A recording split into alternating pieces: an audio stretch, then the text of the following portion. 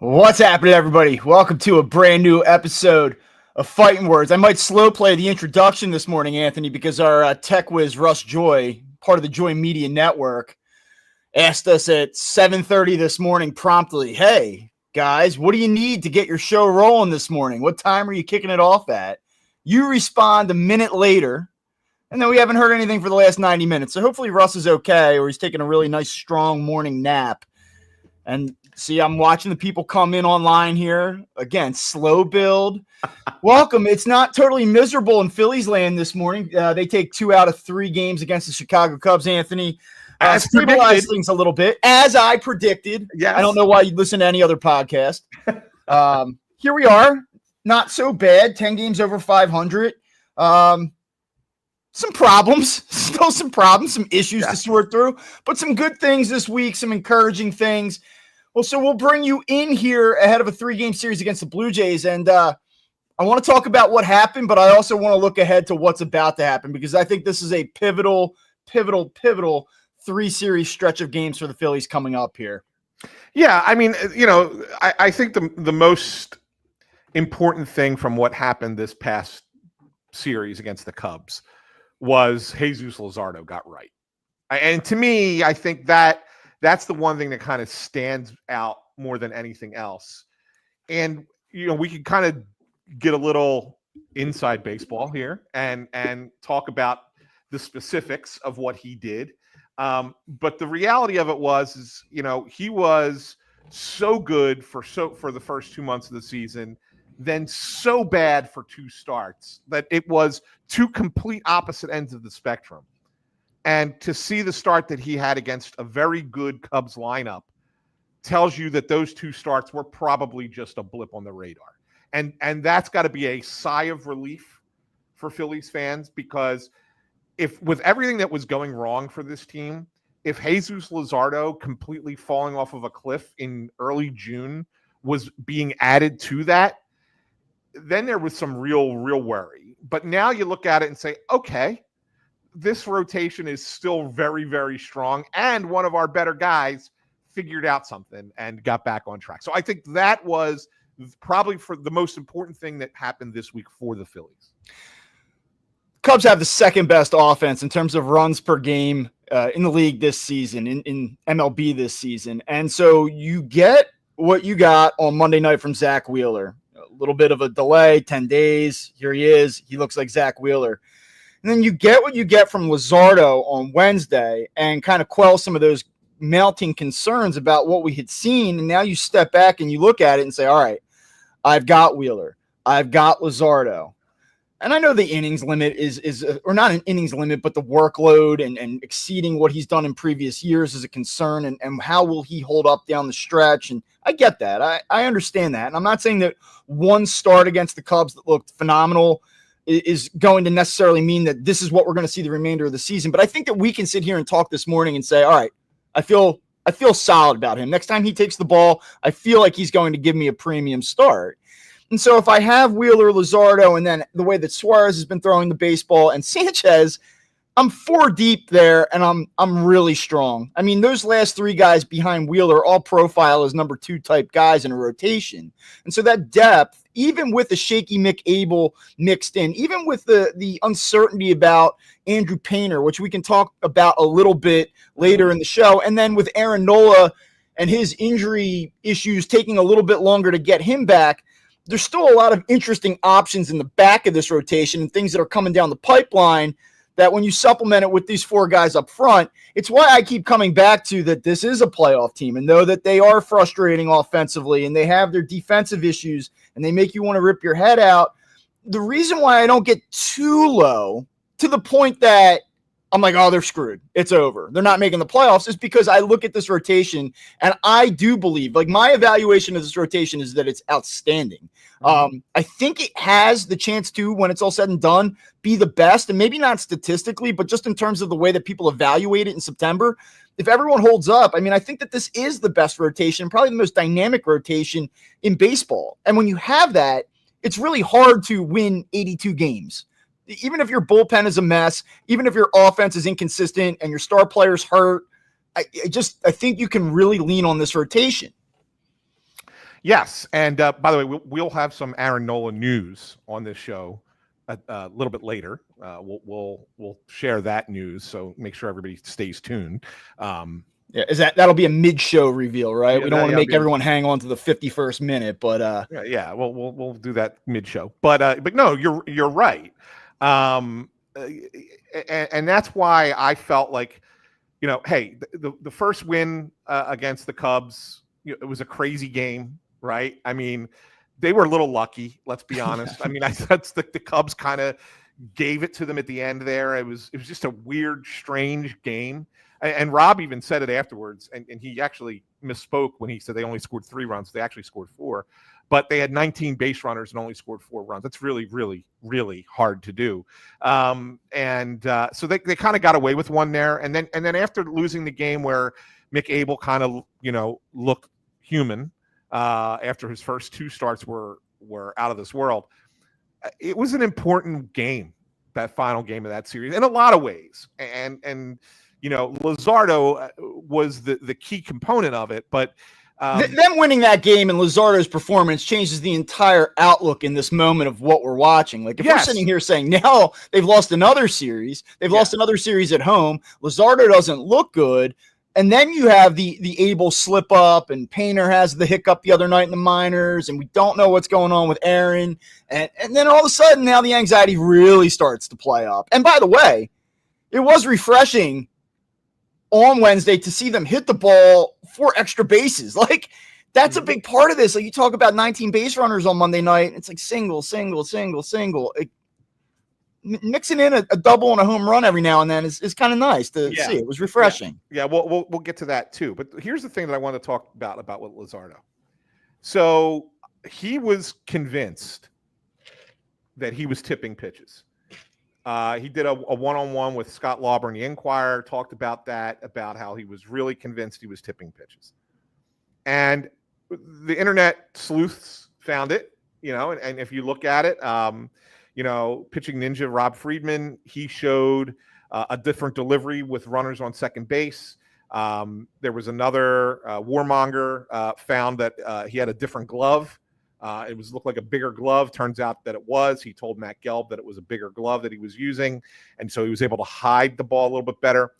But the reality of it is, and I wanted to point this out because I don't think anybody pointed this out except for maybe me, is that he only faced 4 batters against the Cubs with a runner on second base. And so, like, if he was tipping against the Blue Jays and the Brewers, and that was a thing that he was tipping, okay, fine. But even in those 2 games, like, combined, there was only 10 times when there was a guy on second base combined in those 2 games. So he was getting rocked otherwise. Like, it wasn't just when there was a runner on second base that he was giving this away to. He was getting hit in other situations. So I did a deeper dive into the pitches that he was throwing. And in those 2 games, he was throwing the sweeper predominantly, wasn't throwing his 4-seam a lot at all, and was throwing his sinker. Against Chicago, the 4-seam usage was way up. It was 46%, whereas in the previous 2 games, it was 31 and 24, I believe it was. And then the sinker wasn't used at all. He didn't throw 1 sinker against the Cubs. And he was asked about that after the game, and he just kind of smiled about it. And, he didn't want to give anything away. And he said, we had a good game plan. And so, like, I think there was something a lot more to this than just I was tipping pitches when they were on second base. Yeah, no, I do agree. And so, look, I mean, I think that is certainly the headline here. It changes everything if you get him back to where he has spent most of the season. Then the other thing that looked a little bit different, and I will just say this, like, the Cubs are having a great season. Certainly they look like the team that's going to win the NL Central. I think there's a reasonable chance that the Phillies see the Cubs in the postseason. I respect what the Cubs have. They have a couple okay arms, and in terms of run prevention, they're actually allowing fewer runs per game this season than the Phillies are. So I can't sit here and tout the Phillies starting rotation and say, it's the pitching's a clear advantage to the Phillies went head up against the Cubs when they're allowing fewer runs Chicago. But it's why I kind of look at it and say, this team is not this team, like, it has a shot if it gets some internal improvements and it makes some moves at the deadline. It has a shot. I don't think that they're favored. I don't know that they're even a top 2 favorite in the NL, but it will be in the mix if they do the right things and they can kind of be in position to do those things when they get to the deadline. For as good as the Cubs are, like if the Phillies and the Cubs are going to play a 5 or a 7 game series, I'll take 3 games. I think it's just a toss up, but in a longer series, I'll take the Phillies all day over the Cubs. And like, I know everyone's in love with the Cubs and everyone hates the Phillies right now. Phillies suck. This team blows. Like, I get it. Okay. But I just think the Phillies are better because of the starting pitching. Yeah. The Cubs desperately need a starting pitcher at the deadline. Like, and they'll go out and do it. But like, are they going to? Yeah, they're going to go get one. But outside of Imanaga, like, that starting rotation is meh. And yes, the bullpen has been good so far. Not great, but good. I look at the arms in that pen and I go, yeah, not impressing me. They just don't impress me. All right. It's just, I don't know how much. I mean, look, their lineup is sensational. They have a very, very good lineup. Phillies did a nice job of limiting Pete Crow Armstrong in this series. The only hit he had was that extra inning double. Yeah. Other than that, he was over. So the Phillies did a really nice job against him, and he had been red hot for them. A lot of people are putting him in the MVP conversation. I think that's a little premature. I don't think he's that elite, but at the same time, he's been that good. Kyle Tucker's easily one of the best hitters in the game. They got some real good players in that lineup. Ian Happ killed the Phillies as a leadoff hitter in this series. Their concern with the Cubs is the pitching. And when you look at it, the Phillies should win a pitching matchup. There's a reason the Phillies won 4 out of 6 against the Cubs this year in their season series, and it's been primarily because of pitching. Yeah. When you go back and look at these games, the 4 games that the Phillies won, they got really good starting pitching, and that's what it came down to. So I do think when you look at how the teams match up with one another, if they face off in the playoffs, and by the way, winning that game on Wednesday, this is a footnote, but it's worth mentioning. If these two teams finish with the same record, the Phillies win a tiebreaker and would have home field advantage, except in the first round and except for in the wild card series. Then yeah, like I like that as a matchup for the Phillies come October. I guess the other big thing, and it's a shame, I don't want to sit here and say that the Phillies should have swept this series, because I do think that they were fortunate to win the game to some extent on Monday night. But you look at the game Tuesday night and they get out early, and then they're just so thin in that bullpen. And it's really just a bullpen that's in a state of flux, and there's a lot of transition, and guys are coming in and going out. And it really is, I think, kindly a work in progress at this point. But I even saw some encouraging things in that game on Tuesday that they lost, maybe from an offensive standpoint, more encouraging than what I saw on Monday night. Yeah. And then I think that carried over a little bit into the game Wednesday. And the offense looks different when the things happen that I've been begging to watch happen, which is like you get meaningful production from your third baseman, not just a 2-out slap single or a 9-hopper through the hole, but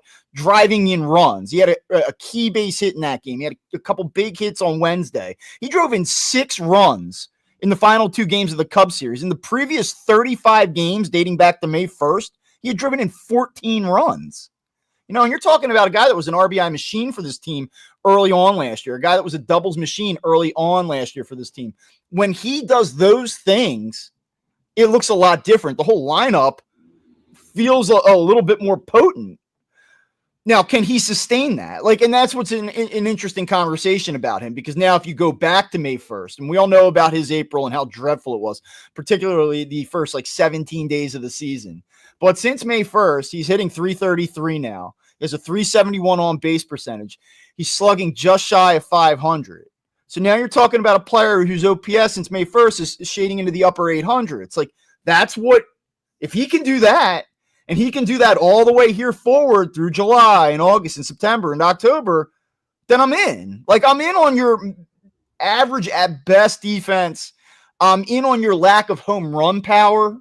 I can tolerate all that. If you can drive in some runs, you can find some gaps, hit some doubles, then it plays, and I don't want to make too much of 2 games by him. Still a ton of ground balls, killer double plays, the whole thing. But like, and let's be honest, in that game on Wednesday, he drives in the first run of the game on a ground out. Yeah. Had they not run a double steal, would have been double play. It would have been a double play, and the inning would have been.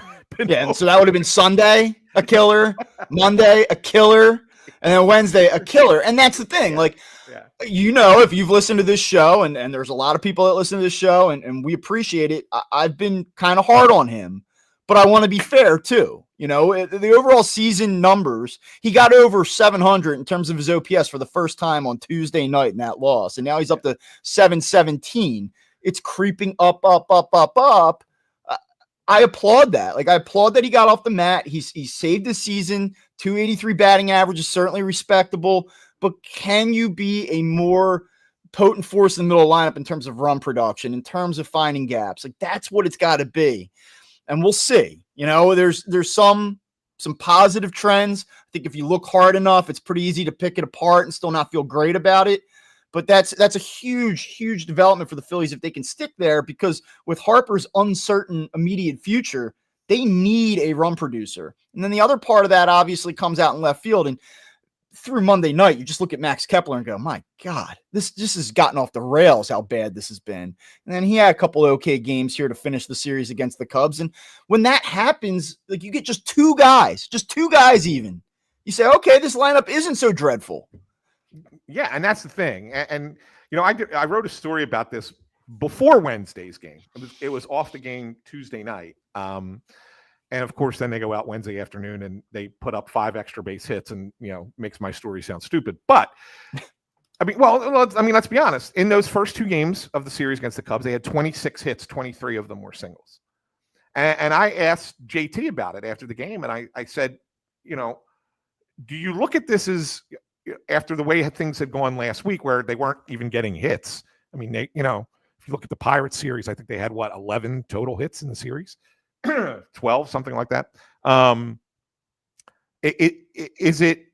Do you feel positive about the fact that, okay, we've gotten 26 hits in these last 2 games, that things are kind of, turning back around? Or do you sit there and go, well, 23 of them were singles, we still need to be more productive? And JT said, well, you're always feeling better, when you're getting hit. I'm paraphrasing here, this isn't an exact quote, but you're always feeling better, when you're getting hits, and you can win games by just hitting singles. He says, we've had the problem that we've run into is we've not hit the big single at the right time. And I think that was kind of indicative, even though they won the game on Tuesday in extra innings, when you have 16 hits and you only have 4 runs, that's telling you you're leaving way too many guys on base because you're not getting them home.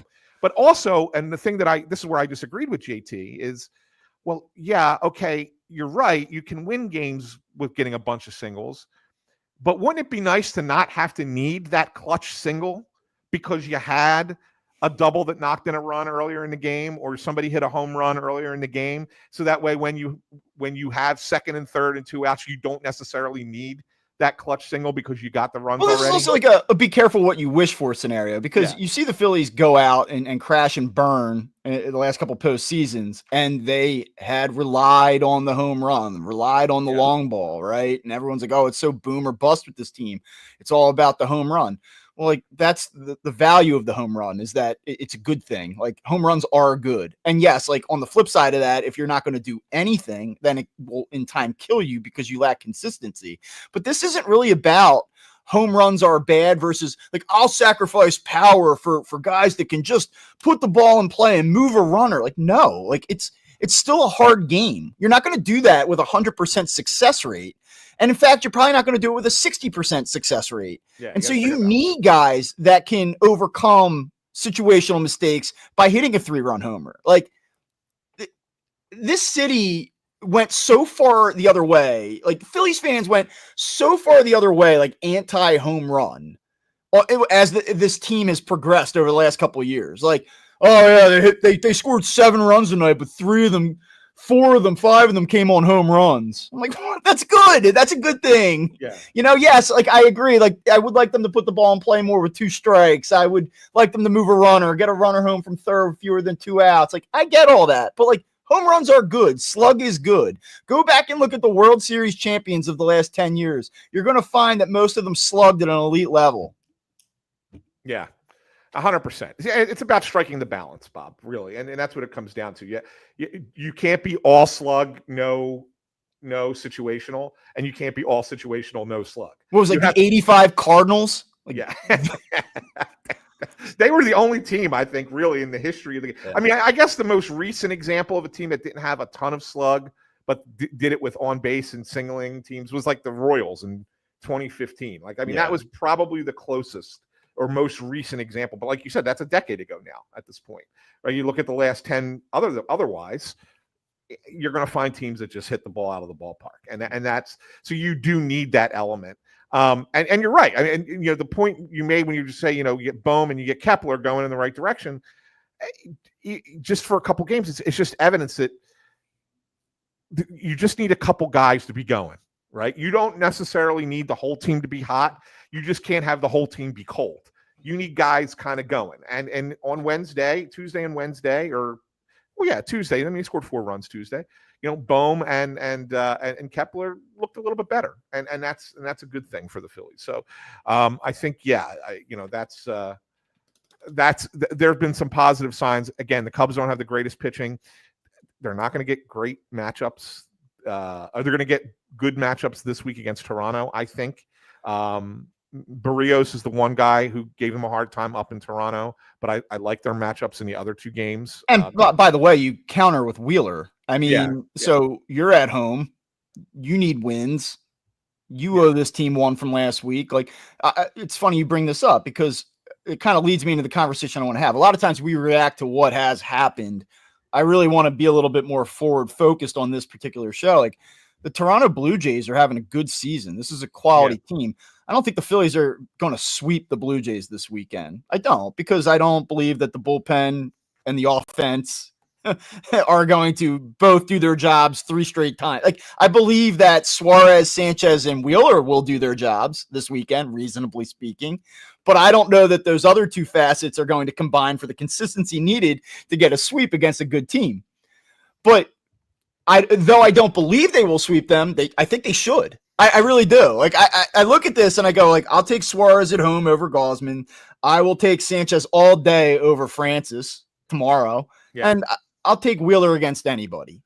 And to me, like, if you could have that type of weekend and you wake up Monday morning, now you're 13 games over again, I think that it undoes a lot of what we have seen over the last 2 weeks. Like, they stopped the bleeding this week, but then you can kind of get back to saying, all right, I actually feel pretty damn good about these guys again. Don't they do this regularly, Bob? Well, this is why I said they'd win 2 out of 3. I mean, they're against the Cubs. This team blows. It's over. Blow it up. The whole thing's wrecked. And I'm like, they'll win 2 out of 3 against the NL Central leading Chicago Cubs that everybody's in love with. But this is what they do. They actually hit their every time. Go back to this whole run starting a few years ago in 22. Every time they had a bad stretch, and when I mean bad stretch, lose 5 in a row, lose 9 of 12 or whatever it was, they come right out of it and they go on a run. And it's just what they do.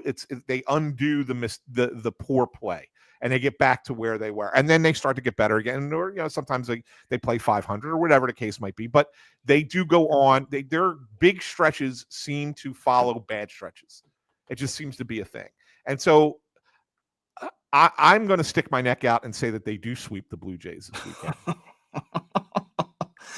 And I'll tell you, are you getting fooled by 2 Alec Bohm, rum producer, Max Kepler, alley guy, all of a sudden finding alleys, poking the ball over the fence, so JT not looking like he's totally baked? By the way, you know what I liked about JT? Going the other way. Yeah. A lot. Hitting the ball the right field. Like, that's something that I think it's a nice adjustment by him to do that. But dude, I conceptually understand the sweep. I do. Because I kind of feel it rattling around my insides a little bit. Like, it was like kind of like it's somewhere in the middle of my throat. But can I tell you the one that the game I worry about the most tonight? Yeah. tonight. And it's not because I want to talk about Ranger because I think that he's an important figure right now for this team and really kind of figuring out where his importance fits in going forward. But I think like if there's a game like Gossman's like the middle of the three pitchers that they're going to face. Barrios obviously the best. Bowden Francis stinks. I think they're going to smack him around tomorrow. But they did already up in Toronto. I think they'll do it again. I just feel like this is a game that's kind of close, and this is the one where maybe the bullpen blows it. Whereas I think in the other games, I just like different aspects of the game. I just needed things to breathe a little bit. So I don't want to spend a lot of time talking about the bullpen today, which is why I didn't spend a lot of time talking about Bohm.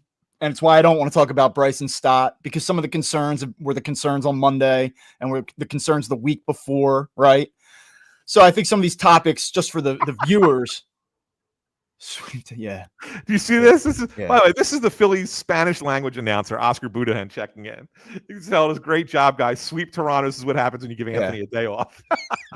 Anthony got some sleep last night. Birds are chirping. He's got the Phillies offense back on track. Strom's going to lock it down and not give up a key solo home run, back-breaking home run late. Romano's going to find revenge against his former team from last week's hiccup. It's all good. Yeah, that's the reason I can't get there, right? Like the bullpen, I get it. I don't think that the offense is good enough to run away from the Blue Jays, and then you're asking the bullpen to protect 3 leads, and I'm not. Well, I don't think that they're going to. I really don't think they're going to have to protect one tomorrow. I really don't. I think tomorrow's lead is going to be big enough that. All right. So Anthony Sanfilippo says Phillies money line, run line tomorrow. Yeah. Money line tonight, run line tomorrow. There you go. Okay. There you go. So I look at the standings, and I know it's kind of silly to get too deep into the standings in the middle of June, but it's not that early. Yeah. And the Mets did what they needed to do against a very, very soft spot in their schedule. You get the White Sox, you get the Rockies 2 times. You got the Dodgers in LA, which they split, although they saw the Dodgers JV starting pitchers. And then you come back home and you sweep the Nationals, who've played pretty well. The Nationals, who are ahead of the Braves right now, in fact. And so I give them credit for that. And one of those was a come-from-behind win, the first game of that series. And the Mets just aren't losing. And they're getting UPS drivers and trash truck dudes to just come in off the street and throw up zeros. I don't get it. I don't know if it's like black magic, dark arts. Like, I don't know what it is, but that rotation's been really good. The bullpen has been really good. They just don't give up runs. Offensively, it's not a deep lineup, but they find ways to win. They find ways to score enough runs, and like they're not losing. And they have a 5.5 game lead on the Phillies right now, when the Phillies 2 weeks ago had a 2.5 game lead on them. Like, they've lost 8 games in the standings, the Mets, over the last 15 days, which is pretty devastating free fall. So I look at this upcoming stretch. Let's first look at what the Mets have. They're at home this weekend against the Rays, who are a decent team. Then they go to Atlanta for 3, which I think is a last stand for the Braves. The Braves this week, I don't know if Brian Snitker's there if they don't figure it out in the next 7 days. Then they come to Philly for 3, and then they're at home against the Braves for 4. So they go Rays at home, Braves on the road, Phillies on the road, Braves at home. Phillies, meanwhile, have Toronto this weekend. They're at Florida or Miami for 4, and then they have the Mets at home for 3, their next 10 games. Is it fair to say that if the Phillies are going to win this division, they need to make up some ground in the next 10 games here? Some is the operative word there, Bob. I mean, yeah, I agree that they do need to make up some ground, but what exactly is some? Like, if they get within 3, are you good? Yeah. Yeah, well, yeah, I think so. I mean, That's why I think you have to win.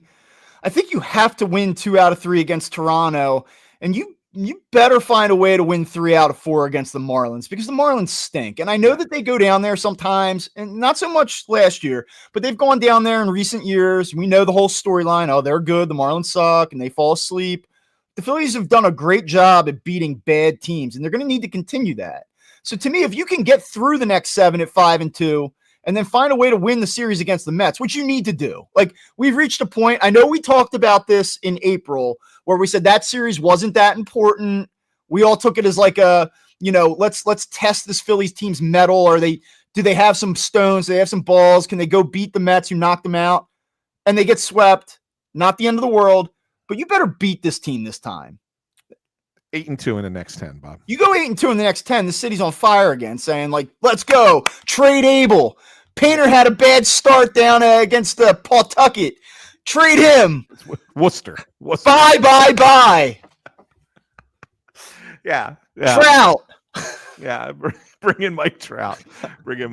Absolutely. No, you're right. I think this next stretch of games for both teams is important. And I'm actually going to, now you're going to force me to change one last thing. It's a good thing I make a list of things to possibly talk about for one last thing, because my one last thing was going to be, how about Pete Alonso hurting his best pitcher? I don't know if you saw that, but the ground ball to first base, he tries to flip it to Kodai Senga, throws high. Senga has to jump for it, and the way he lands blows out his hamstring, and now he's on the IL. Has he been put on the IL? Did that move occur? Yeah, okay. He's on, and they don't know the severity of it. So we'll see what that looks like for them. But that's a big blow for the Mets. I know that they just plug and play pitchers like the Dodgers do in a lot of ways. And Jeremy Hefner deserves some credit for being a good pitching coach there, because he's making a bunch of mediocre pitchers pitch over their heads. But I think that's going to hurt the Mets a little bit. I do in this next stretch. You got to play these decent to good teams, Tampa, Atlanta, like you said, this is their last stand, and then the Phillies, and you got to do it without your best pitcher. You don't do it in Major League Baseball the way you do it in the NFL, but you always look at the schedule, right? Yeah. How's a team playing? Are they coming off a win? Are they coming off a loss or a hot stretch or a cold stretch? Where were they? I look at this and I think this is a tough stretch for the Mets. And I know that you look at them with a probably a higher degree of skepticism than I do. Mm-hmm. I understand the skepticism, but at some point, look, that staff has done a great job. These guys aren't a bunch of scrubs. Like, it's a good team. They have some star power. Soto wasn't going to hit 215 forever. The whole deal. This is a tough stretch for them.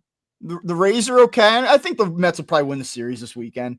But you get a desperate Braves team that has a lot of pride, has a lot of experience, has a lot of talent still, and you get them for 7 games in a 10-day stretch, and they sandwich a Phillies team which would like to show you one and needs that series pretty desperately to stay within arm's length of the division. So you look at the schedule in the context of it, tough spot for the Mets here. And if they get through this, then I say, oh, wow, okay, they're going to win the division. Like, if they expand their lead by the end of next Sunday against the Phillies, I say this team's probably going to win the division. And I know September 2008, they blow the lead in 07, 7.5 games of 15 days left. I understand. I know mathematically speaking, you can make that ground up, but I don't know. At some point, I think you have to say that they are the likely team that wins this division. Now, how much does that matter? I don't know if it matters at all. Just get in. You see what's happened to all these NL East winners in recent years. The Braves win the East, they get bounced. The Phillies win the East, they get bounced. I mean, it doesn't matter. But I'd like to see this team win the division. I'd like to see them fight for the division. I don't want to see them 9, 10, 11 games behind the Mets in September, and you've punted on a division title and say, as long as we get in, it's all good. Like, let's compete here a little bit. So there's a fine line between not winning the division being the end of the world and like compete a little bit. Yeah, I agree. All right, before we move on to the next topic, just a couple things, a little house cleaning. First of all, our video editor, Amadeo, checks in. He says, I would have loved to know the thumbnail information before you all go live. Amadeo, we sent it to Russ. Russ has apologized now profusely. Yeah, the good news is that Russ was able to apologize 23 minutes after we started the show. Yeah, so he somehow missed the text message that was sent to him 2 minutes after he sent. Just so you know, it wasn't us. It was him. But also, we have an announcement to make. Bob, you and I will be down at the ballpark tomorrow, really early, to record an interview with Aaron Nola. And we'll put it out on Monday with part of Monday's show. But we're going to sit down for an extended conversation with Knowles and really kind of dive into a lot of things, a lot of topics. We'll look back at his time, his 11 years here, but we're also going to look at this season and the rough start he got off to and how he's dealing with the injuries and things like that. But thanks to the Phillies and Aaron Nola for giving us his time, and we're going to have him on the show. So what do you want to know from Aaron Nola? Drop it in the comments. Yes, what would you like us to ask? Are you going to be accountable for your start this season? We're going to ask the hard-hitting questions. No, I mean, in all seriousness, though, it'll be a conversation, pretty wide-ranging, I would imagine. Yeah. And we will certainly touch on some of his struggles this season and some of his struggles just in general. And, maybe poke around where he's at mentally right now and how he feels about the remainder of the season as he works to return. So I'm looking forward to it. It's an interesting interview for this show in particular, because yes, I have been somewhat critical of Aaron Nola over his tenure here, and I will tell him that tomorrow. I won't shy away from that. Right. But it'll be interesting. I'm really looking forward to it. As much as I'd like to see him out there right now and pitching well, it's for us, it's kind of a unique time to get him on the show. Because things have not gone well, and he is hurt, and there are a lot of questions about his immediate future here, and what he's going to be able to do and when he's going to be able to return. So I'm looking forward to it. I think it'll be a good chat. Yeah, I think it will be a good conversation. And one thing I can promise everybody is, as someone who talks to Aaron a lot, he's a very thoughtful guy and gives lengthy responses. So we may not have to have that many questions because he gives nice. He's going to control the clock tomorrow. He's going to run the ball. Yes. He's not going to let me get into so is your velocity going to be back up when you return, or are we going to need? He's going to do ball control. He's very good at ball control. He's a game manager. That's what he is as a quarterback. He's a game manager. Yeah, that's good. I'm looking forward to it. We'll be down there tomorrow. That'll be available probably the beginning of next week, I'd imagine. Yeah, we'll have that on Monday. All right. One guy I wanted to talk about, Bob, is Ranger Suarez, who starts tonight's game. Not Otto Kemp? No Otto Kemp first impressions? Yeah, Otto Kemp. I mean, is Otto Kemp. I mean, he's a guy. Is he a quad A guy? Or is he a little bit more than that? That's what I want to know. Early, he might eventually. So here's the thing that I really, really like about Otto Kemp is at every level that he's gone to, you would have thought, okay, this is where this guy's going to stop. Because, I mean, what is he? He's an undrafted player, right? And doesn't have a good position. He doesn't play defense well at all anywhere. He hits a little bit, but let's see. Wait till he gets to the next level. Wait till he gets to the next level. But at every level, he's surprised and he's impressed. First impressions, look, I'll tell you what the most impressive thing was about Otto Kemp. He did not look overmatched against Paul Skeens.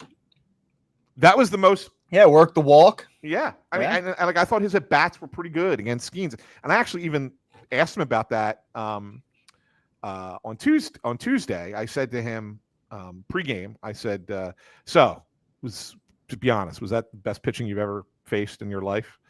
He said, yeah, but I was surprised by how I did against it.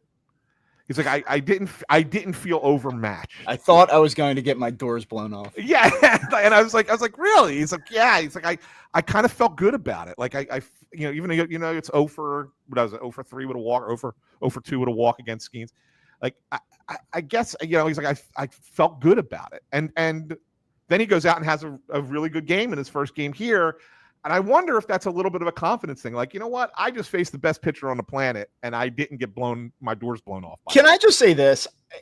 It is important for the Phillies to find some additional offense. So if he can be a productive player in the short term, that would be massive for this team because they desperately need it. But I'll give you a different thought that I had as I was watching him the other night.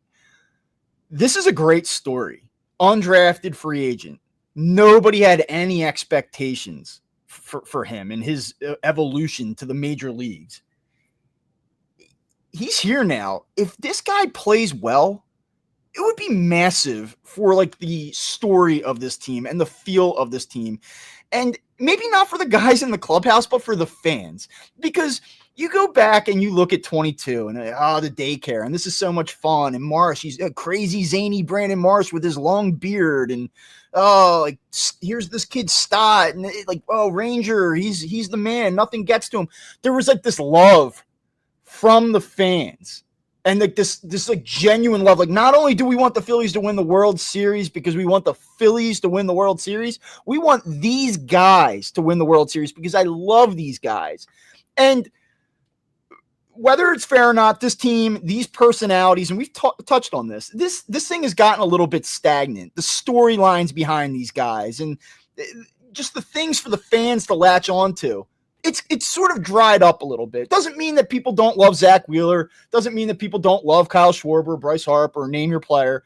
But it's could use a little spice. That's all. And this guy, and if he comes in and he can give them something, it would be a story for the fans to latch onto and maybe kind of revitalize the vibe around. I don't mean the clubhouse vibe, but I mean the vibe and the way that this city is consuming this team in this moment. Yeah. It's a lot like when you get angry at family, right? I mean, that's what this feels like when you're frustrated with this group of Phillies. You feel like you're mad at your brothers or you're mad at your cousins, right? That's what it feels like. Whereas you didn't have that before. And I remember saying, I think we had a show, and I think it was during 23, it might have been the 22 run, but I think it was during the 23 run, where I proclaimed if this team wins a championship, they'll be the most beloved champion in the history of the Philadelphia sports. And I was convinced of that. I really felt, I agree exactly with what you're saying. This city was so in love with these players, and they wanted them to win more than anything. These guys, this group, you're 100% right about that. And that's not to say it wouldn't still get that way if this team somehow makes a run and goes to the World Series. I think that feeling will be back again just because of who they are, but it's missing right now. And so to add something in, and it doesn't, Otto Kemp could be the guy. Maybe it's Mick Abel, maybe it's Andrew Painter, whatever. Maybe later in the year it's Justin Crawford. Who knows, right?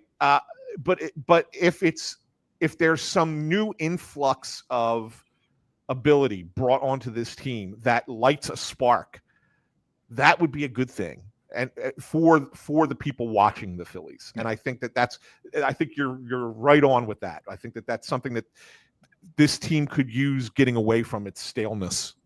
And two guys that can hit, and two guys that can get outs after the sixth inning. Yeah, for sure. Otto Kemp being a great story. Yeah. Two middle of the order bats and two guys that can get guys out after the seventh. Yeah. By the way, do you know that they have another guy like Otto Kemp coming up through the roster right now? Most people don't know this. There's a kid named Keaton Anthony, first baseman, undrafted. The reason he went undrafted, the story, I don't know if anybody remembers this, but the story is that he was playing at the University of Iowa and got involved with allegations of gambling when he was there. Ends up going undrafted. Philly signed him, and he's now skyrocketed through every level. He was hitting 330 at Reading, with a 9.0 something OPS. Came up, and I didn't check see what he did yesterday, but I know in his first game the other day he went 2 for 5 at AAA. Very similar path to Otto Kemp for different reasons, obviously. There's a reason he wasn't drafted. But anyway, just another name to keep an eye on down at AAA now that's playing first base for them. So very good. All right. Now I will let you get to Ranger Suarez. Then we're going to do one last thing, and then I'm going to attend a meeting at 10 o'clock sharp. So Ranger Suarez, he's been really good since his first start, right? I mean, really good. Every start that he's had since then has been sensational. Is he right now? And this is what I told Tim Kelly this over at On Pattison. Is he right now their second best pitcher in the moment? Yeah. I mean, it's a tough question. I love Christopher Sanchez. So, in the moment, yes. Right, because Sanchez, in the moment, yes. Sanchez has been a little inconsistent. If I had to have one guy the remainder of the year, I'd probably hitch my wagon to Sanchez. Yeah. But right now, yes. Okay.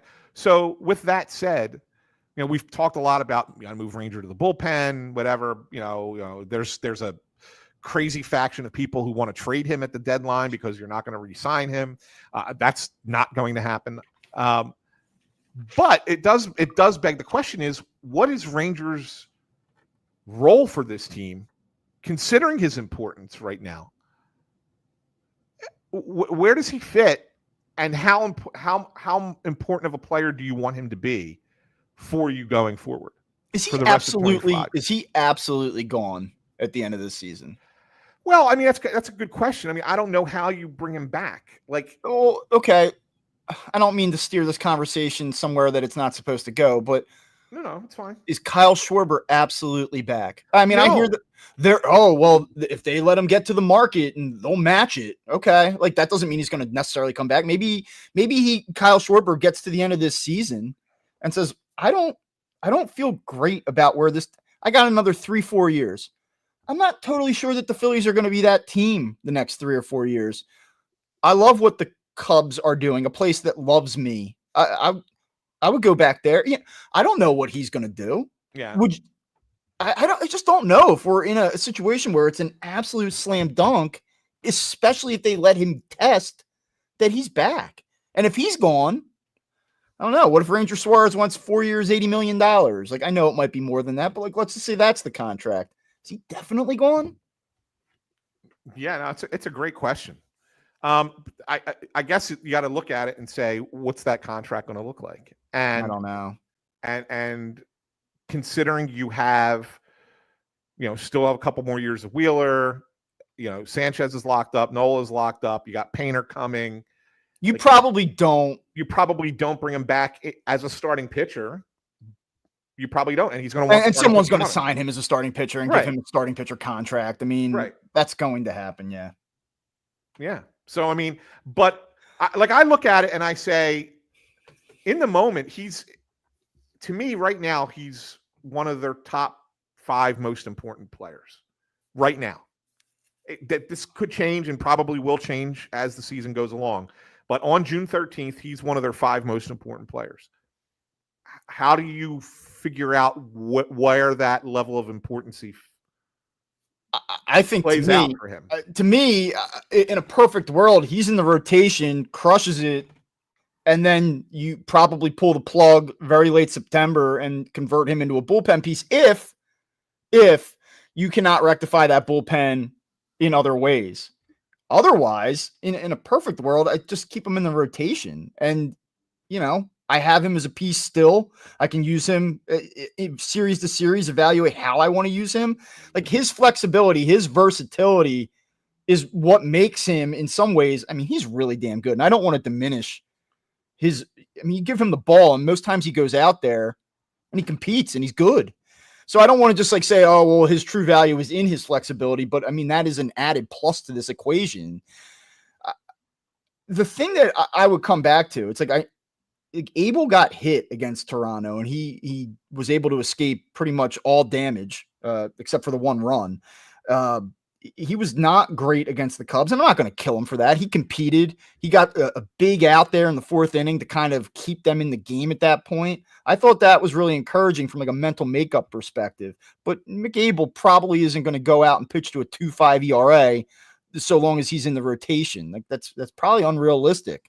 This is a guy 2 months ago that people were ready to kind of just be done with. And now they're like, oh, yeah, McAbel, maybe he's a future number 2 in a rotation. I'm not saying he's not, but let's not get carried away here. Andrew Painter, more to my point, Andrew Painter has so much hype around him, and deservedly so, but that does not mean, and he might, but it does not mean that he's going to come up here 30 days from now or whenever it may be and just be dominant and be an elite level arm. He's not going to be Paul Skeens from day one. I highly doubt that. And so I know that people think that they have all these other solutions, and thus Suarez is a spare part that you could trade off or turn into a setup man. But I don't think it's going to work that way. And we've already seen some dents in that theory over the last 3 weeks. I mean, just rewind 3 weeks ago. Oh, they got Abel, they got Painter. He's untouched. He's going to be unbelievable. He might be better than everybody but Wheeler right away. I don't know that. We don't know that. Nola's going to come back. Oh, he's only going to be on the IL for 10 days or what? 15 days. He's going to be out 2 months. So we don't know what he's going to look like when he comes back. Yeah. Ranger Suarez is far more important. I think it's almost disrespectful the way that we've talked about Ranger Suarez as a fan base, as a media group. Like, oh, well, maybe he can get some outs for you in the 6th and 7th because your bullpen sucks. Well, or maybe he's their second best starter. I don't know. It's interesting. That's my read. I mean, you're asking me what I think. That's what I think about Ranger Suarez in this moment. Now, maybe he goes out tonight and gets his doors blown off. I don't know. Yeah, but it's interesting to see how this plays out. Like this is a kind of almost becoming a little bit not by the Phillies doing or not by Rangers doing, but it's becoming a little bit soap opera for us. Like, where does this happen? Maybe not soap opera, but maybe it's more like mystery. Yeah. What's next? Like, where does this go next? What's the cliffhanger? After every start, it's a cliffhanger. Yeah.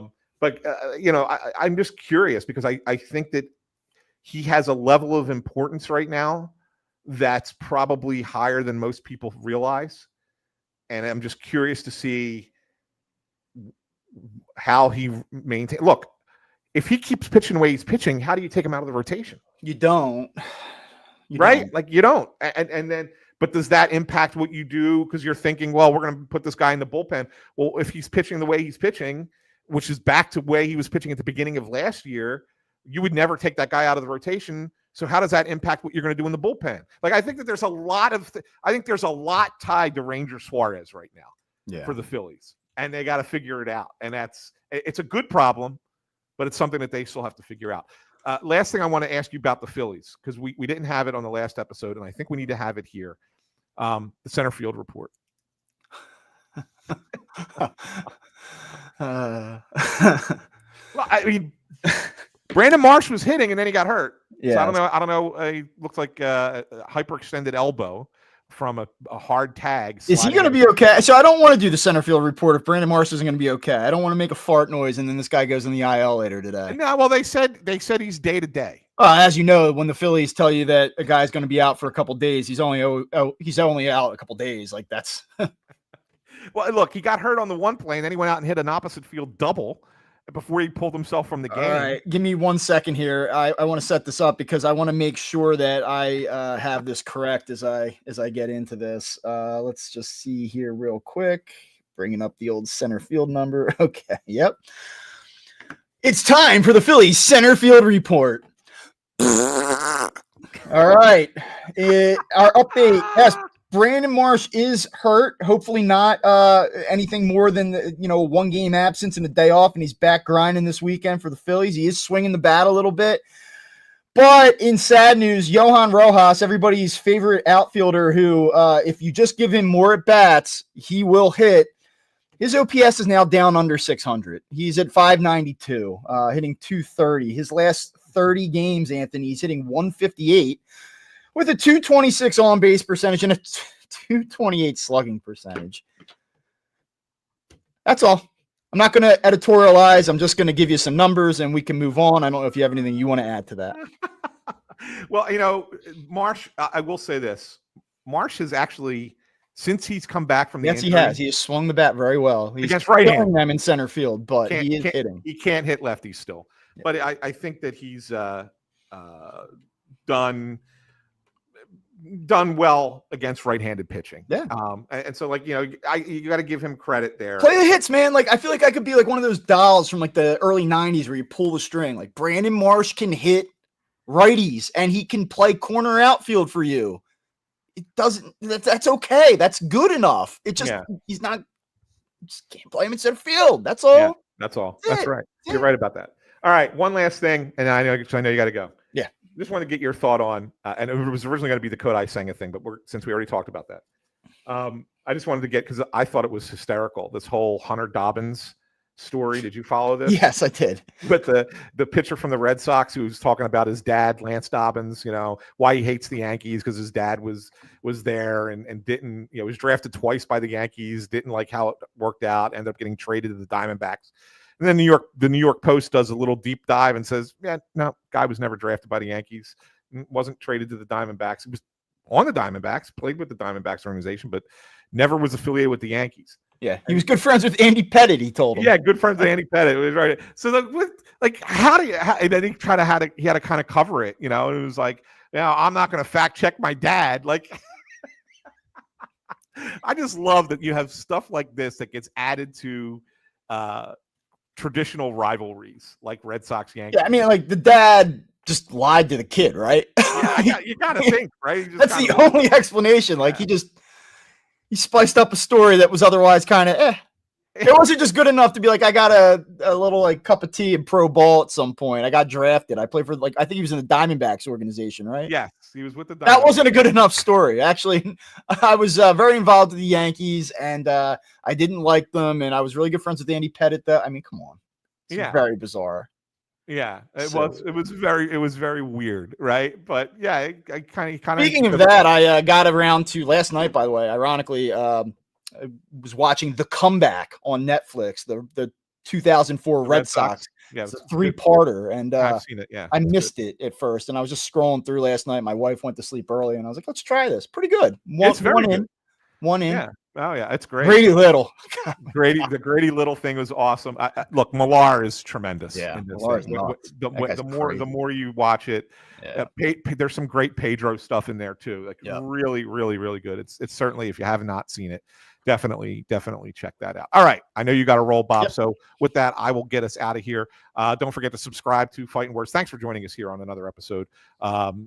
Subscribe to us on Apple Podcasts, Spotify, Amazon Music, Pandora, wherever you get your podcasts. But the best place to find Fighting Words is right here on YouTube, where we stream live twice a week. Make sure that you subscribe. You can click the thumbs up, ring the bell. Make sure you never miss a show. You'll get an alert whenever Bob and I come live. And if you're listening to us in a podcast feed and you want to say, hey, where can we find them on YouTube? It's youtube.com/@FightingWords. So don't forget to join us on Monday when we'll be back to recap the Blue Jay series, but also to share with you our sit-down extended interview with Phillies pitcher Aaron Nola, which we'll be recording tomorrow down at the ballpark. So for Bob, I'm Anthony saying thanks for tuning in to Fighting Words. Have a great weekend, everybody, and we will see you on Monday.